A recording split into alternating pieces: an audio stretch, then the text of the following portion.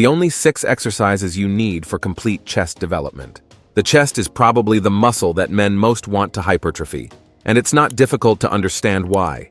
Along with the abdomen, it comprises practically the entire front of the body, creating that athletic and strong appearance that many seek.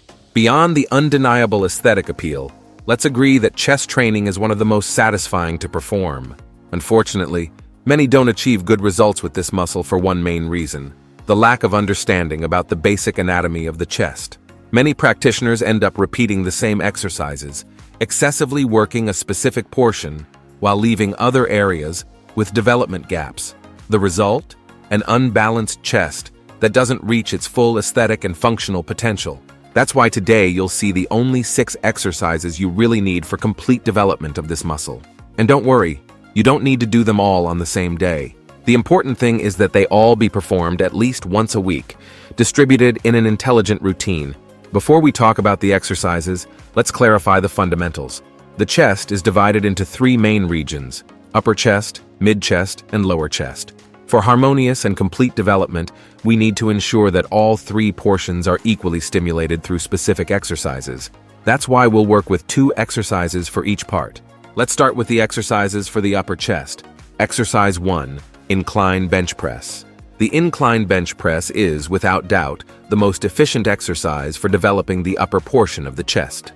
This movement creates the perfect angle to emphasize the clavicular part of the muscle, that region that gives that full chest appearance when you're wearing a t-shirt. The great benefit of the incline bench press is that it allows for significant progressive overload, fundamental for muscle growth. When executed correctly, it not only develops the upper chest, but also engages the anterior deltoids and triceps as secondary muscles, providing a more complete stimulus for the upper body. You have 3 main options for performing this exercise: with a barbell, dumbbells, or on a machine. With the barbell, you can use heavier weights, which is excellent for strength and hypertrophy gains. Dumbbells offer greater range of motion and work more stabilizing muscles, as well as allowing each side to work independently, correcting possible imbalances. The machine provides more safety and is ideal for beginners. To execute it correctly, start by adjusting the bench at an angle between 30 and 45 degrees. We avoid greater inclines because this would transfer the work excessively to the shoulders. Keep your shoulder blades retracted throughout the movement to protect your shoulders and maximize chest involvement. Besides trying to use excessive weights compromising technique, another frequent error is not lowering the weight enough, limiting the range of motion. Keep in mind that for maximum results, the weight should be lowered until your arms are parallel to the floor, creating good tension in the chest. I recommend 3 sets of 8 to 12 repetitions, with rest of 1 to 3 minutes between sets. Exercise 2, Decline Push-Up. The decline push-up is a perfect complement to the incline bench press for upper chest development. The great benefit of the decline push-up is the change in working angle relative to the incline press. While the incline bench press pushes the weight up and away from the body, the decline push-up pushes the body up from a declined position, which creates a different stimulus in the muscle fibers of the upper chest. This variation in movement pattern is crucial for complete development, as it recruits different types of muscle fibers. To execute correctly, position your feet on an elevated surface, such as a bench or box, and your hands on the floor with a distance slightly wider than shoulder width. Your body should form a straight, inclined line, with your feet higher than your head. Keep your core engaged, and lower yourself in a controlled manner until your chest almost touches the floor. Then push back to the starting position. Despite using only body weight, don't be fooled. This exercise is extremely effective and can be adjusted for different fitness levels. To make it easier, use a lower elevation for your feet or support your knees on the floor. To increase difficulty, elevate your feet more, use a weighted vest, or place a weight plate on your back. You can also vary the execution speed, using slower times in the eccentric phase to increase muscle tension. The most common errors include letting your hips drop, creating a curve in your lower back, or raising your shoulders toward your ears, which reduces chest involvement and overloads the trapezius. Always maintain spine neutrality and keep your shoulders away from your ears throughout the movement. To maximize results, perform 3 sets of 10 to 15 repetitions. If you can do more than 15 repetitions with ease, it's time to increase the difficulty using one of the variations mentioned. Since this is an exercise that complements the incline bench press, It's interesting to perform it right after the first exercise, when the upper chest fibers are already pre-fatigued, which intensifies the stimulus. Now let's focus on the mid-chest, that central region that gives volume and definition to the muscle. Exercise 1. Chest fly. The chest fly is a classic and essential movement for mid-chest development. Unlike bench press exercises, which are compound movements, the fly is an isolation exercise that allows greater focus exclusively on the chest. The great benefit of the fly is the excellent extension it provides to the muscle. While bench presses work primarily in the contraction phase, the fly creates significant tension in the stretching phase, when the arms are open. This stimulus in the stretched position is fundamental for stimulating muscle growth, as this is when greater microdamage occurs in the muscle fibers, a necessary process for hypertrophy. To execute it correctly, lie on a flat bench with a dumbbell in each hand. Start with your arms extended above your chest, with a slight bend in your elbows that should be maintained throughout the movement. Open your arms in an arc movement, as if you were hugging a large tree, until you feel a good stretch in your chest. Then, contract your chest to bring the dumbbells back to the starting position, maintaining tension in the muscle throughout the path. It's crucial to maintain rigorous control during execution. The movement should be performed at a moderate speed, especially in the eccentric phase, to maximize tension in the chest. Avoid using momentum or swinging the weights, as this reduces the effectiveness of the exercise and increases the risk of injuries. Besides dumbbells that provide greater freedom of movement and greater activation of stabilizers, you can also perform the fly on specific machines, or even with cables and pulleys. The machine offers more safety and control for beginners, and cables maintain constant tension throughout the range of motion, which is excellent for pumping and muscle definition. A common error is using excessive weight, which forces the practitioner to reduce the range of motion or to recruit other muscles to compensate. Another frequent error is leaving the elbows fully extended, which transfers tension to the joints instead of keeping it in the muscles. For optimal results, I recommend 3 sets of 8 to 12 repetitions, focusing on quality of execution. The fly works best when performed after a compound exercise like the bench press, taking advantage of the pre-fatigue of the muscle to intensify isolation. Exercise 2. Flat bench press. The flat bench press is considered by many the king of chest exercises, and not by chance. This classic movement is extremely effective for developing the mid-region of the chest. The great advantage of the flat bench press is the possibility of using substantial loads, which creates a powerful mechanical stimulus for muscle growth. It also allows consistent progression over time, fundamental to continue evolving. To execute it with correct technique, lie on a flat bench with your feet firmly supported on the floor. Retract your shoulder blades to create a stable base and protect your shoulders. Hold the bar with a grip slightly wider than shoulder width. Lower the bar in a controlled manner until it lightly touches your chest, at the height of your nipples, and then push back to the starting position, focusing on chest contraction. Just like in the incline bench press, you have 3 main options: barbell, dumbbells, or machine. You already know the advantages of each. A common error I frequently see is excessively arching the back to reduce the range of motion and manage to lift more weight. This not only compromises results, but increases the risk of injuries to the lumbar spine.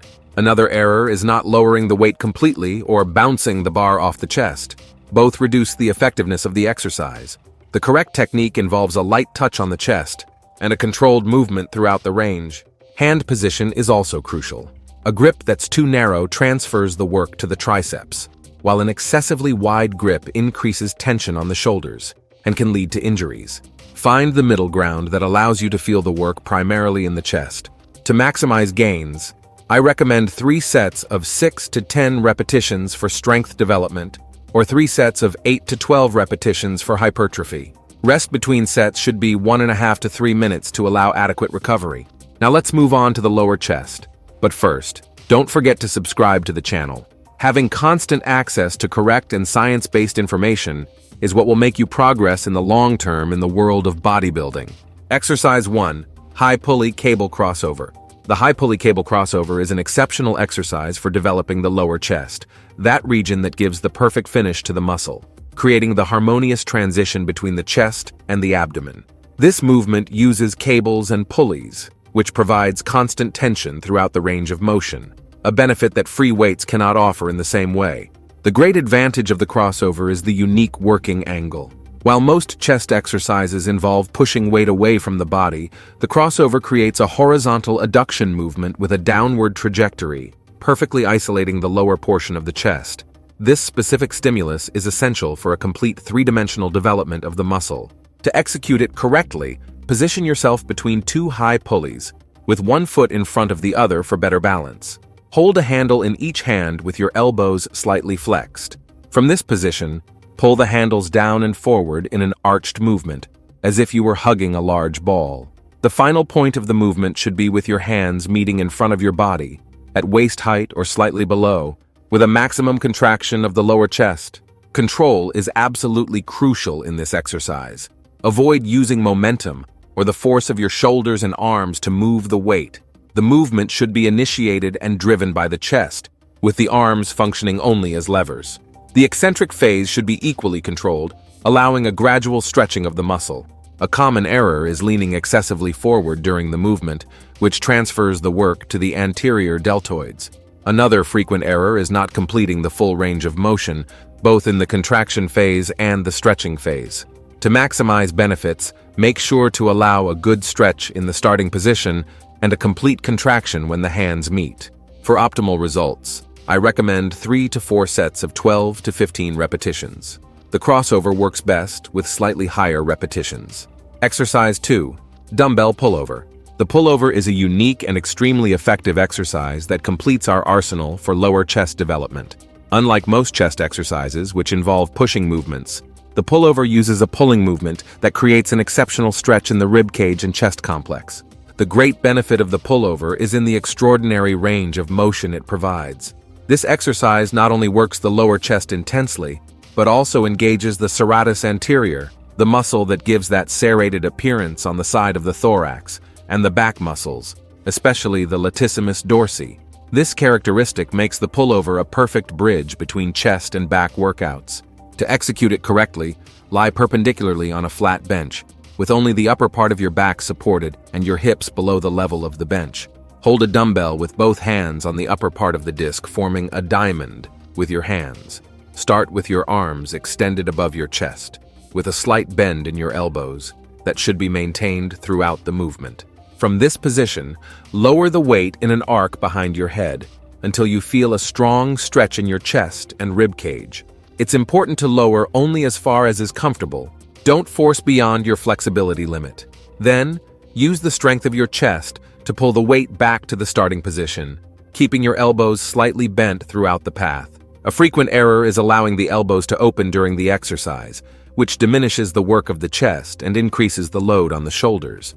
Always keep your elbows pointing upward and relatively close to each other. Breathing is particularly important in the pullover. Inhale deeply when the weight goes down behind your head, taking advantage of the stretch to maximally expand your rib cage. Exhale in a controlled manner when returning to the starting position.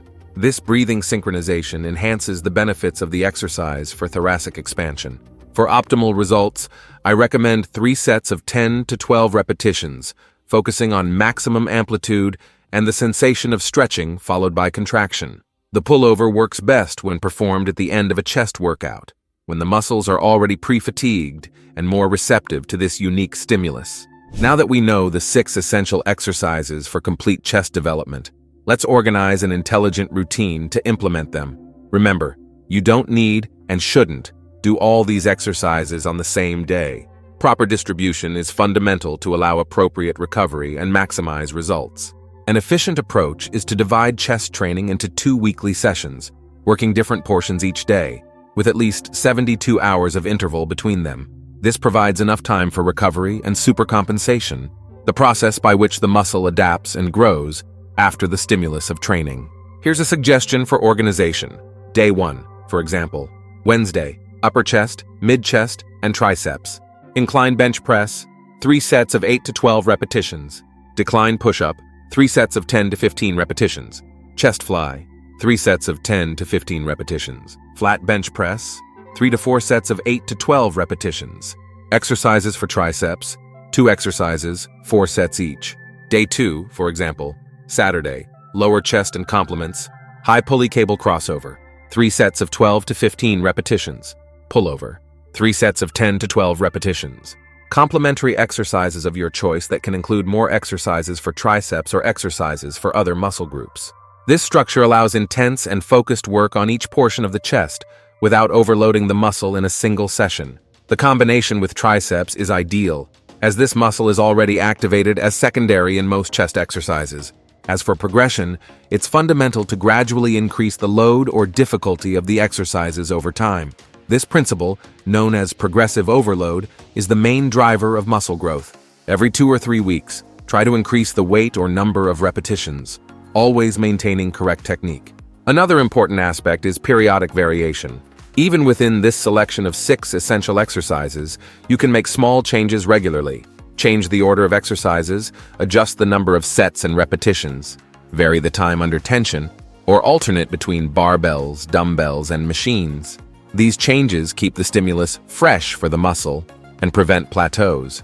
Now that you have the right exercises for chest, you need to ensure that you're not making the most common mistakes that many men make in chest training that prevent them from having this well-developed muscle.